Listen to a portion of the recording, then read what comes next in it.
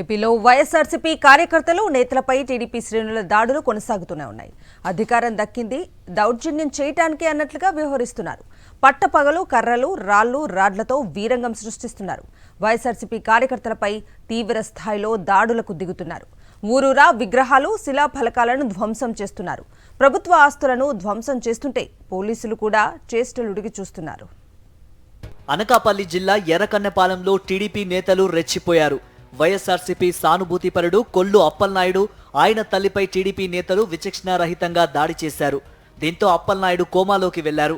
TDP నేతల దాడిలో గాయపడ్డ ఇద్దరు ఆసుపత్రిలో చికిత్స పొందుతున్నారు. ఈ దాడులు అనేది మాత్రం సహించేది లేదు, ఖచ్చితంగా ఎదుర్కొంటాం. ఎందుకంటే మనిషికి కూడా ఒక సహనం అనేది కొంతవరకు ఉంటుంది. ఎందుకంటే వాళ్ళు ఏదో గెలిచినారు, వాళ్ళు సంతోషంగా గ్రామాల్లో సంబరాలు చేసుకుంటా ఉన్నారు, దానికి తప్పేం లేదు. అంతేగాని గ్రామాల్లోకి వచ్చి క్రాకర్స్ కాల్చి ఇళ్లలోకి వేయడము, మహిళలు అనేది కూడా చూడకుండా ఆ ఇళ్ల మీద రాళ్ళు వేయడము, ఇనుప రాడ్లతో కర్రలతో ఇళ్ల మీద పడి కొట్టడము, దాడులు చేయడం, ఇది ఏం సంస్కృతి? ఎక్కడికి పోతా ఉన్నాం మనం? తిరుపతి జిల్లా చిల్లకూరు మండలం ముత్యాలపాడులో వైఎస్ఆర్సీపీ నాయకుడు కట్టా రామిరెడ్డిపై తెలుగుదేశం కార్యకర్తలు దాడికి తెగబడ్డారు.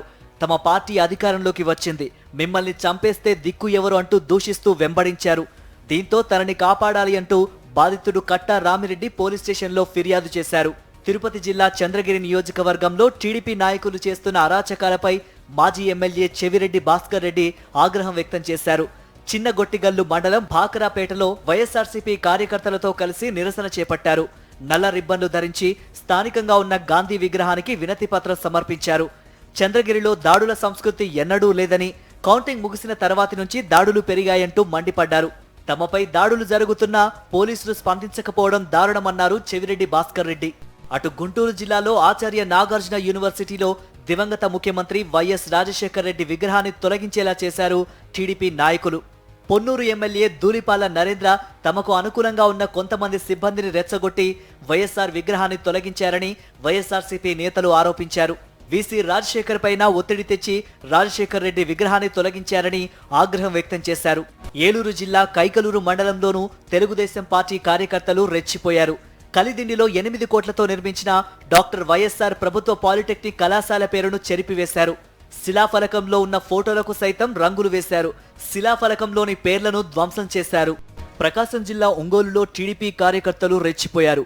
వైఎస్ఆర్సీపీ నాయకుడు బొమ్మినేని మురళిపై టీడీపీ కార్యకర్తలు విచక్షణారహితంగా దాడి చేసి గాయపరిచారు. టీడీపీ మూకల దాడిలో మురళికి తీవ్ర గాయాలు కావడంతో రిమ్స్ ఆసుపత్రికి తరలించారు.